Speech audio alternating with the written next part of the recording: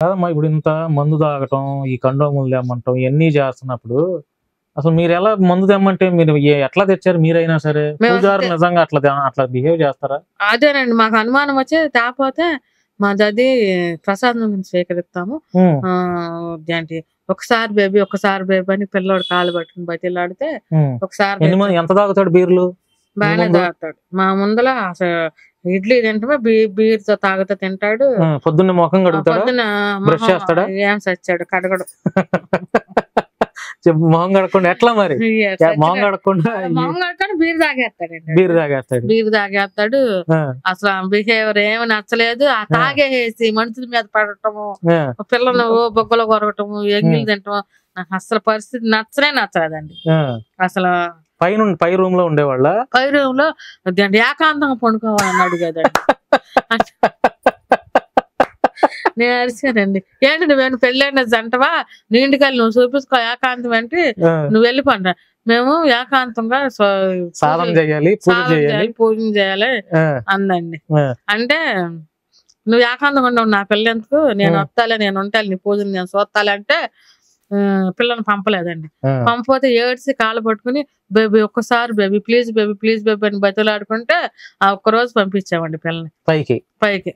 పంపిస్తే పగలే నైట్ పగలే పంపిస్తే వెళ్ళిన 2 గంటలకి ఏదో మర్చిపోయాను. పిల్ల వెళ్ళేసరికల్లా ముద్దలు చేసి ఏదో చేస్తా ముద్దర్లు అంటే వేస్తుందండి, ఏ పసలు రాసి పిల్లకి ఏదో చేస్తుంటే పిల్లోడానికి వచ్చి తలపెంట తీసావు నువ్వు ఇప్పుడు తీయా పిల్లోడి మీద అరిసిందండి.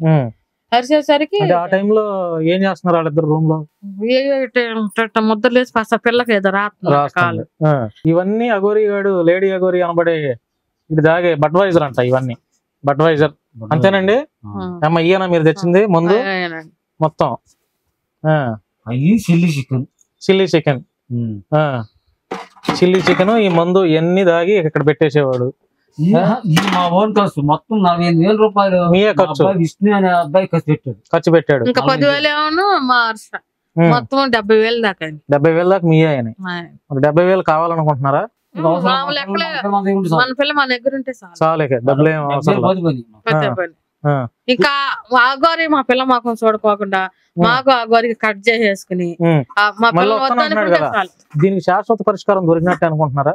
అనుకుంటున్నాండి. మళ్ళీ వచ్చే మేము పంపమండి. ఇప్పుడు అతను మళ్ళీ మీ ఇంటికి వచ్చి లేదంటే మీ అమ్మాయితో నెంబర్ ఎట్లాగో కనుక్కొని ఫోన్లు చేసి మరలా మీ పిల్లే కావాలని మళ్ళీ రచరచ చేసేయడానికి ఏం చేస్తారు మీరు? ఈసారి నేను శారీరకంగా బాధిస్తాను, లైంగిక పరంగా వెళ్ళి పోలీస్ స్టేషన్ కంప్లైంట్ ఇచ్చి వెంటనే పోలీస్ కంప్లైంట్ ఇచ్చి సర్టిఫికేట్ చర్య తీసుకున్నట్టుగా పోలీసులు అధికారులు కాళ్ళే పుచ్చుకుని ప్రాధాయపడతారు. మీ బిడ్డను మీరు కాపాడండి, నా కుమార్తెను కాపాడుకోవడం కోసం ఎంతకైనా తిరిగిస్తా.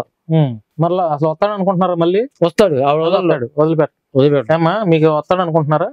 మళ్ళా వస్తే మా సంఘం వాళ్ళు రానివ్వరండి. మా ఊరు వెళ్ళిపోతున్నాం కాబట్టి అక్కడ కొడతారు, మా సంఘం వాళ్ళు కొడతారు.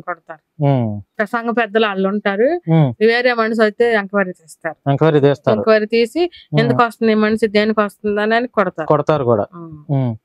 మరలా ఇప్పుడు మీ పిల్ల మీ దగ్గరికి వచ్చేస్తుంది, మరలా మీ దగ్గరే ఉంటది అనుకుంటున్నారా? మళ్ళీ వెళ్ళిపోయింది అంటారా? మళ్ళీ వెళ్ళదు, మేము మలుచుకుంటాము.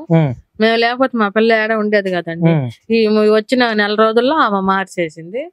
అవన్నీ మేము తీపించుకుంటాం, సైకాలజిస్ట్ చూపించుకుని. మెంటల్ కండిషన్ బాగాలేదమ్మా పిల్లకి ఏమన్నా మామూలుగా? అసలు అవును, హార్మోన్స్ తగ్గిపోయినా అట్లా మాట్లాడతారు. హార్మోన్స్ పిల్లకి ఏమైనా అంటే హెల్త్ పరంగా ఏమైనా ఇబ్బందులు ఉన్నాయా?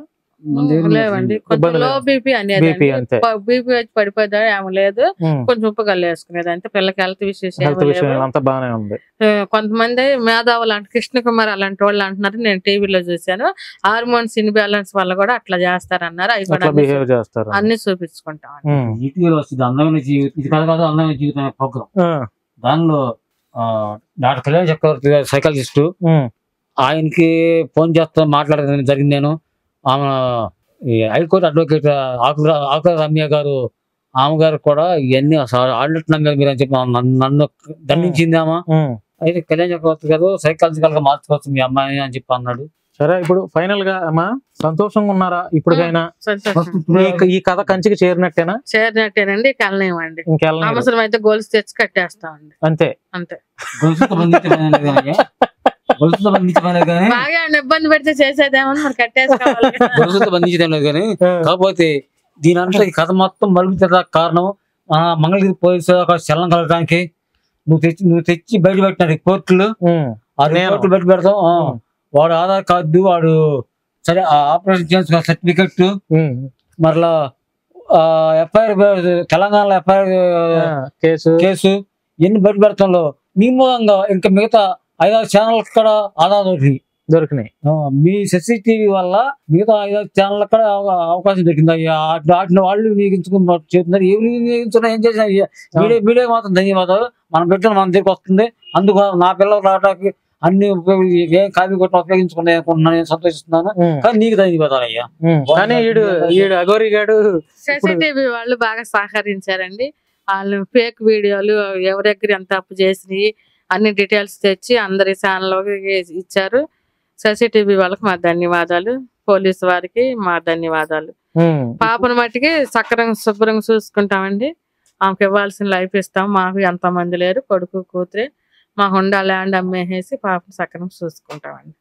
ప్రజలకి ఏం చెప్తావు? ప్రజలు సపోర్ట్ చేసి తెలుగు రాష్ట్ర ప్రజలు బాగా సపోర్ట్ చేశారండి. అందరికి ధన్యవాదాలు. మాలాంటి బాధ మాలాంటి ఆడపిల్లలు పడిన బాధ ఎవరికి రాకూడదని నేను కోరుకుంటున్నానండి. అందరూ జాగ్రత్తగా అలర్ట్ గా ఉండాలని చెబుతున్నాను. మరా నన్ను ఈ వీడియో చూసిన తర్వాత అఘోరి ఈ జర్నలిస్ట్ భాను అనే వ్యక్తి ఎట్ట తెలుసు మీకు అని అడిగాడు అనుకో, ఒకవేళ వచ్చి అసలు పోసుకొచ్చినట్టు చెప్పేయండి. ఎందుకంటే చూద్దాం వీడు ఎంతవరకు వీడు ఏమి ఇప్పుడు వీళ్ళలో బలం ఏంటో కూడా చూడాలి కదా మనం. సమాజంలో ఇట్లాంటి చీడ పురుగు తిరగకూడదు. అర్థమైందా? వాడు గనక ఈసారి ఈ ఏపీ సైడ్ గాని ఈ విజయవాడ సైడ్ గాని వస్తే గుడ్డలు వేసి మరీ కొడతా నేను. గుడ్డలు తీసి కొట్టడం కాదు, గుడ్డలు వేసి. ఎందుకంటే వాడు గుడ్డలు లేకుండా తిరుగుతున్నాడు కదా, గుడ్డలు వేసి మరీ కొడతా. గుడ్డలు వేసి మరీ కొడతా. ఎందుకంటే వాడికి గుడ్డలు ఉండవు కాబట్టి బట్టలు దొడికి కొడతా. ఎందుకో తెలుసా? కొట్టడం తప్పే నాకు తెలుసు. అండ్ ఒక మనిషిని కొట్టడం తప్పే, కానీ ఒక మంచి పని కోసం ఇట్లాంటి వెధవల్ని కొట్టినా తప్పులేదు.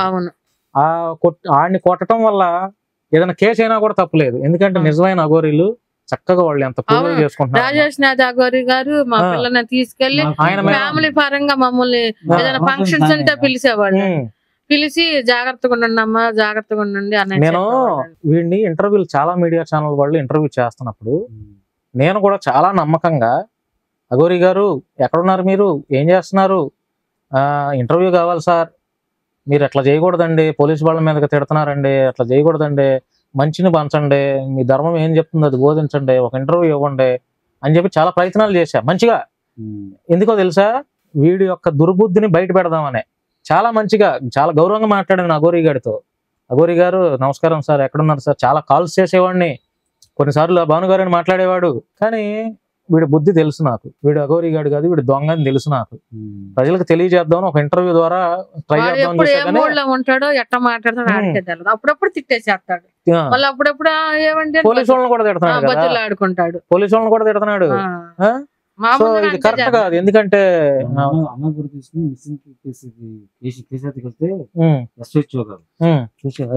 నన్ను కొట్టిందయ్యా, ఇది అఘోరి కొట్టింది, నన్ను కొట్టింది, ఈ పిల్లని కాపాడింది, ఈ పిల్లని తీసుకెళ్ళింది అని అన్నాడు ఆయన. మంగళగిరి దగ్గర నేను కూడా వచ్చా, మా మీడియా వాళ్ళని కూడా కొట్టబోయాడు. మంగళగిరి రోడ్డు మీద కూర్చొని అలసలు చేసి వాళ్ళకైతే తగిలిందంటండి. అప్పుడు నేను దాంట్లో చేస్తున్నా. వాడి బట్టి పేక్ వీడియో అండి, వాడికి ఏమీ రావు, ఇట్లా మోసాలు చేసి బతుకుతున్నాడు. త్వరలో మోసాలు జరుగుతాయి, అంతమైపోతాడు.